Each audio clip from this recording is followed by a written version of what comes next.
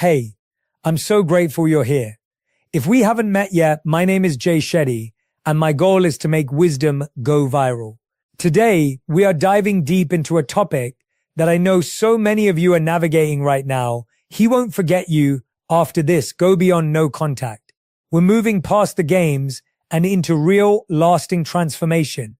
If you want to join our community of purpose-driven souls, make sure you hit that like button and subscribe to the channel so you never miss a moment of growth.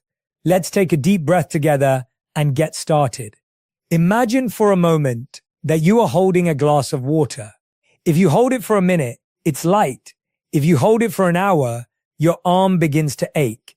If you hold it for a whole day, your arm feels paralyzed. The weight of the glass hasn't changed, but the longer you hold it, the heavier it becomes. This is exactly what happens when we cling to the no contact rule as a weapon of manipulation rather than a tool for transformation. We think that by staying silent, we are winning. We think that by counting the days, day 5, day 15, day 30, we are reclaiming our power. But in reality, your mind is still trapped in their world. You aren't in no contact. You are in a waiting room. You are holding the glass and your heart is paralyzing. Most people use no contact to try and make someone miss them. They want to create a void so the other person realizes their worth. But here is the hard truth. If you are doing no contact just to get a reaction, you are still being controlled by them. Your silence is just a different form of shouting for their attention. Today, we are going beyond the surface. We are moving past the games and the hacks to get a text back. I'm going to show you why the most attractive version of you isn't the one who is hiding, but the one who has genuinely outgrown the need for the chase. Pray when you stop waiting for them to notice the silence and start making them notice your absence of need, that is when the shift happens. That is when they realize that they didn't just lose a partner, they lost a rare soul they can no longer access. We've all been told that distance makes the heart grow fonder. We've been told that if we just stop texting, stop liking their photos, and vanish for 30 days, they will suddenly have an epiphany and come running back. But let's be honest, how many of you have spent those 30 days staring at your phone? How many of you have gone dark on Instagram, but spent every night checking their stories from a fake account? If you want them to never forget you, you have to stop trying to be a memory and start becoming a new reality. The reason no contact fails for most people is that they are using it as a pause button. I want you to use it as a delete and restart button. If you stay the same person during the silence, they aren't missing you. They are just enjoying the peace. The secret to being unforgettable isn't your absence, it's your evolution. Think about a brand you used to love that went out of business. You might miss it for a week, but then you find a replacement. But think about a brand that disappeared and then came back as something completely revolutionary, sleeker, and more valuable. Suddenly you aren't just a customer, you're a fan. Going beyond no contact means you aren't just sitting in the dark. You are in the lab. You are working on your fitness, your mental health, your career, and your service to the world. When they finally do reach out, and trust me, curiosity eventually wins. They shouldn't find the person they left. They should find a version of you that they don't have the credentials to talk to anymore. Most people think the goal of no contact is to make the other person feel pain. But pain is temporary. Awe is permanent. When you truly go beyond the game, you stop posting revenge photos. You stop trying to prove you're happy. There is a specific kind of power in genuine indifference. When you are truly busy building a life you love, you don't have time to perform your breakup. When he sees that you aren't trying to trigger him, he starts to wonder why. Why isn't she posting sad songs? Why isn't she trying to make me jealous? That uncertainty creates a vacuum in his mind, and the human mind hates a vacuum. It will fill it with thoughts of you.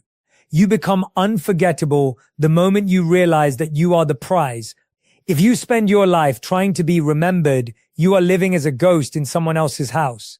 I want you to build your own mansion. when you are grounded in your purpose, when you are kind to yourself, and when you have high standards for who gets your energy, you radiate a frequency that is rare in this world. He won't forget you because he will realize that he walked away from a once-in-a-lifetime energy. Not because you played a game, but because you were the only person brave enough to actually walk away and mean it. The waiting room trap is the single most dangerous place your soul can reside during a period of no contact. It is a psychological purgatory where you are physically distant, but mentally and emotionally tethered to another person's every move. Most people enter no contact with a hidden agenda. They think they are taking a stand, but in reality, they are just holding their breath, waiting for the other person to notice the silence and break it. This is why so many of you feel exhausted after 2 weeks of silence. You haven't actually detached. You've just gone silent on the line while still holding the phone to your ear. You are waiting for a notification, waiting for a ping, waiting for a sign that your absence is causing them the same level of agony that their absence is causing you. This isn't a strategy for healing. It's a performance. When you are in the waiting room, your life is on hold. You might be going to the gym, you might be hanging out with friends, but you aren't really there. You are checking your phone under the table. You are analyzing the timing of their social media posts. You are wondering if they've seen your latest story. In this state, your energy is still being exported directly to them. Even though you aren't speaking to them, you are still living for them. You are making choices based on how they might perceive those choices. You buy new clothes thinking, I hope they see me in this. You post a quote about inner peace specifically so they think you found it. But true inner peace doesn't need a witness. The trap is that you believe your silence is a vacuum that will pull them back. But as long as you are waiting, that vacuum is filled with your desperate energy. People can feel when you are performing silence versus when you are actually gone. There is a weight to the silence of someone who is still waiting, and there is a lightness to the silence of someone who has moved on. When you are in the waiting room, you are giving away your power every single second because your mood is entirely dependent on a reaction you cannot control. You are essentially saying, I will be okay as soon as they reach out. That is a prison sentence you have written for yourself. To go beyond this, you have to stop counting the days. When you count the days, you are telling your brain that there is a deadline, that if they don't reach out by day 30, you've failed. But no contact isn't a race with a finish line where you get your ex back as a trophy. It is a journey into yourself. The moment you stop checking the door to see if they've walked through it is the moment the door actually becomes relevant again. You have to occupy your own life so fully that you don't have the mental bandwidth to wonder what they are doing. You have to move from the waiting room into the living room, the place where your life actually happens, where your passions are nurtured, and where your self-worth isn't up for debate. Until you stop waiting, you haven't actually started no contact. You've just started a game of chicken. And usually, the person who is waiting the hardest is the one who crashes first. The law of scarcity is often misunderstood as a simple game of supply and demand, a psychological trick where you remove yourself from the equation to drive up your perceived price.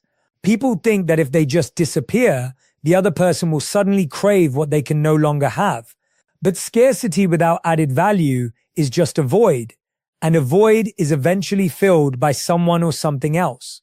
This is where the law of value must take over.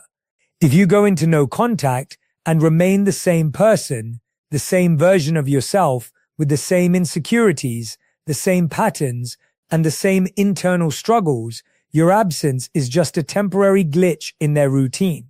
You aren't actually becoming more valuable, you are just becoming harder to find. When you finally reappear, or when they finally reach out, they will quickly realize that nothing has changed. The software is still the same, even if the packaging looks slightly more distant. To truly go beyond no contact, you have to treat this period as a deep internal upgrade. Think of it like a tech company pulling a product from the shelves because it had bugs. If they put the same buggy product back on the shelf a month later, the customers will be even more disappointed. But if they pull it back, re-engineer the entire system, and release a version that is faster, sleeker, and more intuitive, the demand skyrockets. That is the law of value. You are upgrading your internal software while you are away. This means you aren't just not texting, you are actively dismantling the parts of yourself that were dependent on their validation. You are upgrading your boundaries, you are upgrading your self-respect, you are upgrading your vision for your own future. When you do this, your value doesn't increase because you are rare or hard to get. It increases because you are genuinely a more grounded, centered, and purposeful human being. Scarcity might get their attention, but value is what keeps it. Scarcity is a hook. Value is the anchor. If you only focus on scarcity, you are playing a game of cat and mouse, and eventually the cat gets bored or the mouse gets caught. But when you focus on value, you are no longer playing. You are simply existing at a higher frequency. Most people are terrified that if they aren't available, they will be forgotten.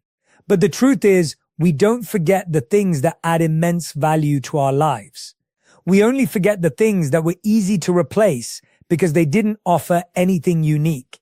By working on your purpose, your health, and your spirit during this silence, you are creating a unique value proposition that cannot be found in anyone else. You become a category of one. When he looks around and realizes that no one else listens like you, no one else challenges him like you, and no one else has the vibrant, independent energy that you've cultivated, that is when the law of scarcity becomes powerful. He isn't just missing a person, he is missing an experience that he can no longer find anywhere else. You have to become so invested in your own growth that your absence feels like a legitimate loss of a high-level asset. This shift happens when you stop asking, how can I make him want me? And start asking, how can I become a person I am proud to be? The irony is that the more you focus on the latter, the more the former takes care of itself. Value is magnetic. Scarcity is just a tactic. Move from the tactic to the truth. Energy displacement is the most practical and profound tool you have in your arsenal when you are moving beyond the standard rules of silence. We often talk about moving on as if it's a mental switch. We can just flip. But the reality is that your focus is a form of currency. Right now, your currency is being spent on a bad investment. You are pouring your mental energy, your emotional labor, and your creative imagination into a person who is no longer participating in your life. You wake up and your first thought is a withdrawal from your own bank of peace to pay for their memory. You check their social media, you replay old conversations, and you wonder what they are doing. This is obsessive energy, and it is one of the most draining forces in the human experience. If you try to just stop thinking about them, you will fail, because the mind doesn't work by subtraction, it works by substitution. You cannot simply create a hole in your mind and expect it to stay empty. You have to displace that energy into something else. Think of your energy like water in a pipe. If you block to the end of the pipe, the pressure builds until the pipe bursts. But if you redirect that pipe toward a garden, that same pressure becomes a source of growth. This is the art of displacing your obsessive energy into your own empire. Every time you feel the urge to check their profile, you have to have a displacement destination ready. Maybe it's 5 minutes of a language learning app. Maybe it's a set of heavy deadlifts, or maybe it's writing one paragraph of that business plan you've been putting off for 3 years.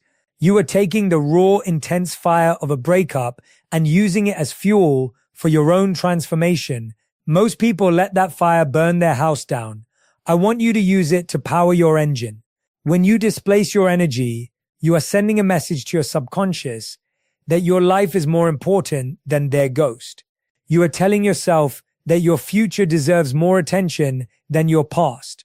This is how you build an empire, while others are building a shrine to a dead relationship. The beauty of this process is that energy is finite. If you are truly deeply invested in a new project, a new fitness goal, or a new way of serving your community, you literally won't have the spare change of attention to worry about what your ex is doing. You become so consumed by the thrill of your own expansion that the silence doesn't feel like a void. It feels like a workspace. It feels like the quiet of a library where you are studying for the greatest exam of your life, becoming who you were meant to be. This redirection is what makes you magnetic. There is a specific kind of glow that comes from someone who has harnessed their pain and turned it into a project. When you meet someone who is obsessed with their own growth, it's intoxicating. It's a complete pivot from the desperation of, I hope they cool, to the determination of, I hope I finish this. By the time they do look back, they won't see someone waiting by the phone. They will see someone who has built a world so big and so vibrant that they aren't even sure if they still fit in it. You haven't just ignored them, you have outgrown the version of yourself that needed them. That is the ultimate displacement. You have moved your center of gravity from their world back to your own. And in doing so, you have made yourself the sun around which your own life revolves. The concept of becoming unindexed is a profound psychological shift that moves you from being a predictable character in someone else's story to becoming a complete mystery that their mind can no longer categorize. When you are in a relationship or even in the messy aftermath of one, the other person indexes you. They create a mental file on you that includes your triggers, your likely reactions, your insecurities, and exactly how long it takes for you to crack and send that I miss you text. To them, you are a known quantity. They feel a sense of subconscious control because they believe they can predict your next move. Even when you are in no contact, if you are doing it in a way that feels like a tactic, they have indexed that too. They think, oh, she's doing that thing where she doesn't talk to me for 3 weeks to make me jealous. As long as they can predict you, they don't have to respect you. And they certainly don't have to fear losing you because in their mind, you are already found. To go beyond no contact, you have to delete that index. You have to become a version of yourself that no longer fits the data they have collected over months or years. This happens when you stop reacting in the ways they expect. If they reach out with a breadcrumbs text, a low-effort hey, or a random meme, and you don't reply with an essay or an angry paragraph, you have just broken the index. If you don't reply at all, or if you reply with a polite, brief, and completely detached friendliness that treats them like a distant acquaintance rather than a former lover, you have effectively de-indexed your emotional state from their influence. You are no longer the person who is waiting by the door. You are someone they don't recognize. This creates a powerful psychological state called cognitive dissonance. Their brain is telling them, I know this person, they always do X, but your behavior is showing them Y.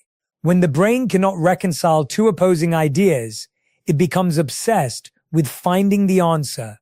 This is why people who truly move on often find their exes suddenly circling back with intense curiosity. It's not just because they miss you, it's because they can no longer figure you out. You have become a locked room to which they used to have the key, but you've changed the locks without telling them. Being unindexed means you have reclaimed the mystery that existed when you first met. Back then, you were a blank canvas, and they had to work to understand you. Over time, that canvas got filled with the routine of the relationship. By becoming unindexed, you are wiping the canvas clean. You are showing them that the you they knew is gone, and a new, more refined, and more self-contained version has taken its place. This isn't about being cold or cruel.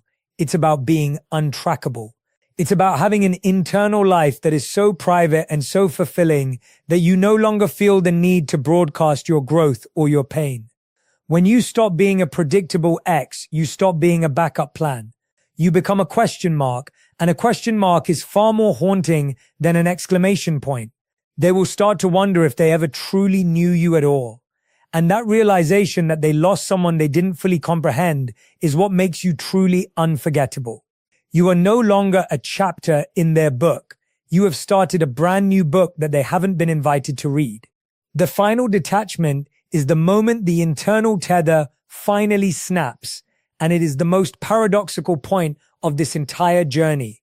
We spend so much time wondering how to be unforgettable, how to stay in their mind, and how to ensure that our absence leaves a mark, that we fail to realize that the desire to be remembered is actually the very thing keeping us small. When you are focused on being unforgettable, you are still performing for an audience of one. You are still looking over your shoulder to see if they are watching. The final detachment happens when you truly, deeply, and authentically stop caring whether they forget you or not. It is the shift from, I hope he realizes what he lost, to, I am so glad I found myself. This is not a state of anger or bitterness. It is a state of profound neutrality. Anger is still a form of connection. It is a hot, burning energy that links you to the person who hurt you. But neutrality is the absence of that link. It is the realization that their opinion of you, their memory of you, and their presence in your life are no longer requirements for your happiness. When you reach this level of detachment, you stop being a satellite orbiting their planet and you become your own sun. The irony of human psychology is that we are most drawn to that which does not need us. As long as you are trying to be unforgettable, you are broadcasting a frequency of needing to be seen. But the moment you let go of that need, you develop an aura of self-sufficiency that is incredibly rare and intensely magnetic. You become unforgettable precisely because you stopped trying to be. You have moved into a space where your self-worth is self-generated. You are no longer checking for their ghost in the room, because the room is now filled with your own light. Think about the people in your life who have moved you the most. It's rarely the ones who begged for your attention, but the ones who were so comfortable in their own skin and so focused on their own path that you felt lucky just to be in their orbit. That is the power of the final detachment. It is the ultimate no contact, because it isn't just about the phone, it's about the soul. You have cleared the mental real estate they were occupying, and you've moved in something better, your own purpose. When you reach this point, if they were to call you tomorrow, your heart wouldn't skip a beat out of desperation. You might feel a faint sense of nostalgia, or perhaps nothing at all, because you are no longer the person who was waiting for that call. You have outgrown the container of that relationship. This is the stage where you realize that the no contact rule wasn't a trick to get them back. It was a bridge to get you back to yourself. The moment you are willing to be forgotten is the moment you become a legend in their mind, because you are the only one who didn't stay stuck in the past. You are the one who moved on, who grew, and who found a version of joy that didn't require their permission. By letting go of the need to be a permanent fixture in their memory, you become a permanent fixture in their consciousness, because you represent the one thing they couldn't control, your peace. You have reclaimed your energy, your time, and your future. You are finally free, and that freedom is the most unforgettable thing about you.